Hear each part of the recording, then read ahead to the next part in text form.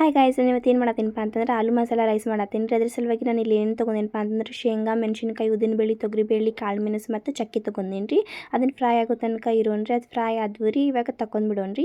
ಆಮೇಲೆ ಮತ್ತೆ ಇಲ್ಲಿ ಒಂದು ಬಾಳ್ಗೆ ಕಾಯಕ್ಕಿಟ್ಟೇನಿ ರೀ. ಅದರೊಳಗೆ ಎಣ್ಣೆ, ಸಾಸಿವೆ, ಜೀರಿಗೆ ಹಾಕೇನಿ ರೀ. ಆಮೇಲೆ ಒಂದು ಸ್ವಲ್ಪ ಕರಿಬೇವು ಹಾಕೇನಿ ರೀ ಮತ್ತು ಉಳ್ಳಾಗಡ್ಡಿ ಹಾಕೇನಿ ರೀ. ಅದು ಫ್ರೈ ಆದಮೇಲೆ ಸ್ವಲ್ಪ ಅಲ್ಲ ಬೆಳ್ಳುಳ್ಳಿ ಪೇಸ್ಟು ಹಾಕೇನಿ ರೀ. ಅದಾದ್ಮೇಲೆ ಸ್ವಲ್ಪ ಕಟ್ ಮಾಡ್ಕೊಂಡಿರುವಂಥ ಆಲೂಗಡ್ಡಿನ ಹಾಕೊಂಡೇನಿ. ಸ್ವಲ್ಪ ಉಪ್ಪು ಹಾಕೇನಿ ರೀ, ಜಲ್ದಿ ಮೆತ್ತಗಾಗಲಿ ಅಂತಂದು. ಆಮೇಲೆ ಮತ್ತು ಸ್ವಲ್ಪ ಅರ್ಶಿಣದ ಪುಡಿನೂ ಹಾಕೇನಿ ರೀ. ಆಮೇಲೆ ಮತ್ತು ಅದು ಫ್ರೈ ಆದಮೇಲೆ ಸ್ವಲ್ಪ ಗರಂ ಮಸಾಲ, ಜೀರಿಗೆ ಪುಡಿ ಹಾಕೇನಿ ರೀ ಮತ್ತು ಸ್ವಲ್ಪ ಕಸ್ತೂರಿ ಮೆಥಿನೂ ಹಾಕೇನಿ ರೀ, ಫ್ಲೇವರ್ ಬರಲಿ, ಟೇಸ್ಟ್ ಬರಲಿ ಅಂತಂದು. ಆಮೇಲೆ ಮತ್ತು ಸ್ವಲ್ಪ ಖಾರದ ಪುಡಿನೂ ಹಾಕೇನಿ ರೀ. ಅದಾದಮೇಲೆ ನೀರು ಹಾಕೇನಿ ರೀ.